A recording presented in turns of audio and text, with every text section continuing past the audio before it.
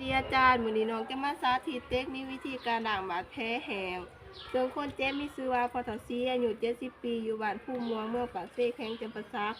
นอนอยู่ตื้อภายนอกของเบอร์ 2เตียงเบอร์ 1ซึ่งเป็นบาดแผลหลังจากผ่าตัดได้5 วันแล้วหลังจากนั้นถ้าจะไปล้างมือหาขั้นตอน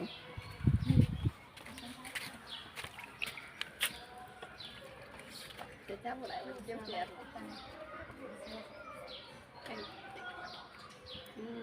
เขาหู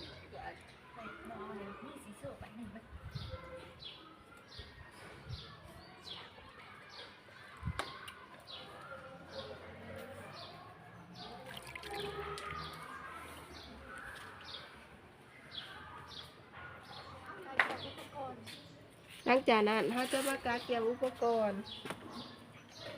เขาจะมีดังนี้แต่ถ้าจะอยู่โต๊ะขอไปหาคนเจ็บ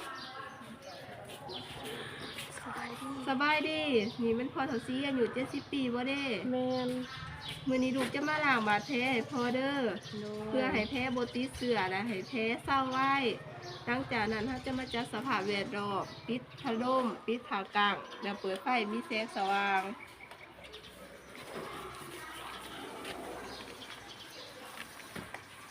นะคะจะอยู่ดอกเขามาให้คนเจ็บนะคะก็จะ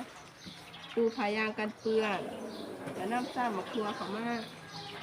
ขออนุญาตเด้อพ่อเด้อ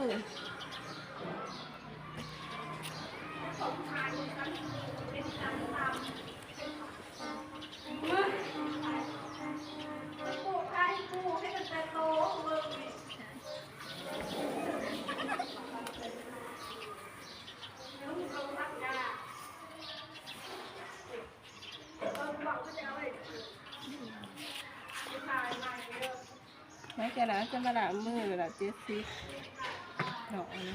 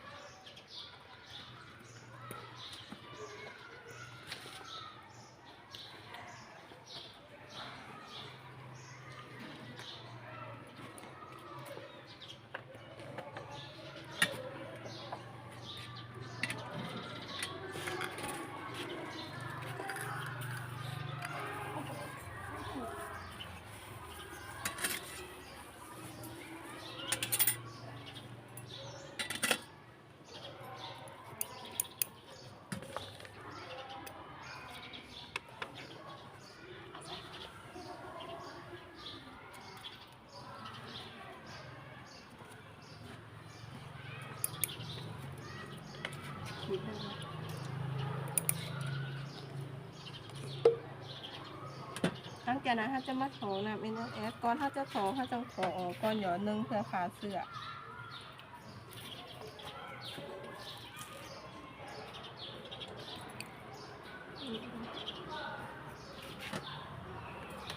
ขึ้นมา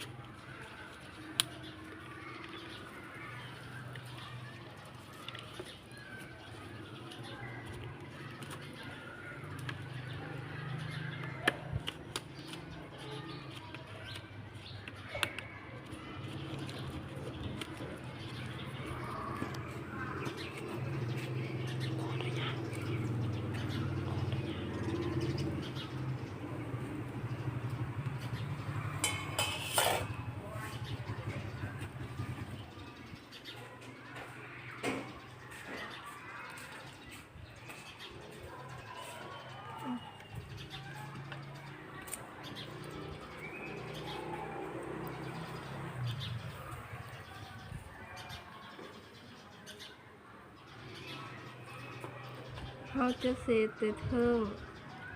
ลงลุมแบบพีก่อนซัมลี่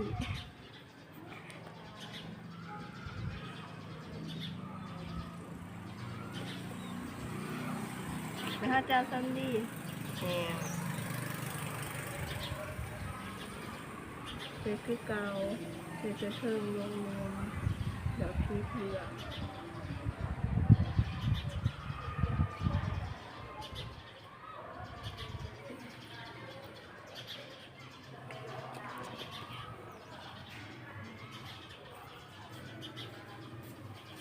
นะคะจะซัมลี่เปียก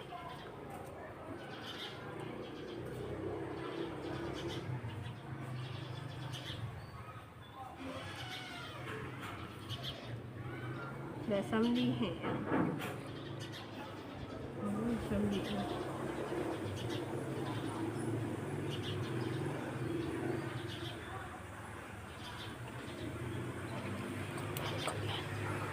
สีขาแซงนะ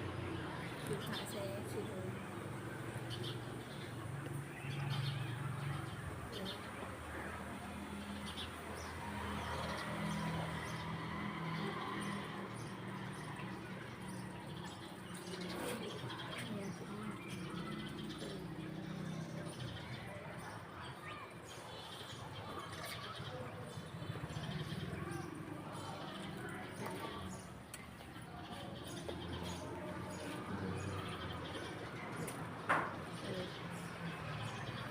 คุณยังไงคุณไปใส่เลยคุณไปทานก่อน ตัวนี้มันจะมีหลังจากนั้นถ้าจะมาเก็บเมียนอุปกรณ์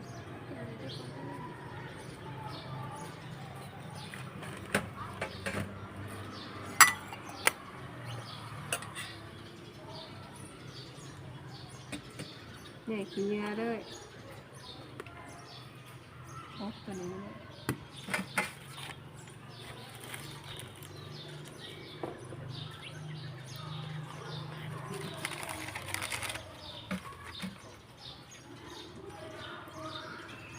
แล้วเขาจะมาถอดทงมือ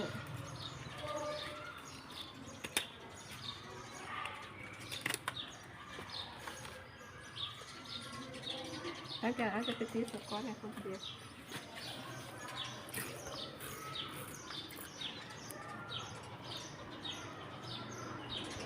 เขาจะให้ส่วนหนึ่งอยู่ในขาแซ่แต่ส่วนหนึ่งอยู่ในผิวหนัง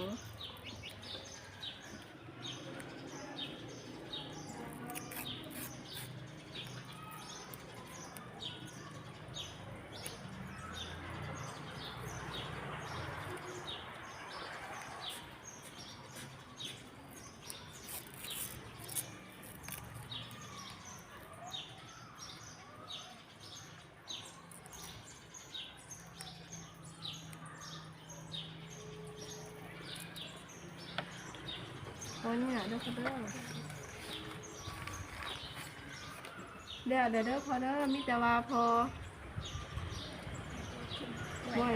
บ่ให้ข้าวน้ำอาหารได้พอกินประเภทพักเผ็ดมากไม่แล้วก็บ่ให้กินประเภทของเผ็ดของดองได้เด้อพอเด้อหลังจากนั้นเราจะไปล้างมือหาขั้นตอน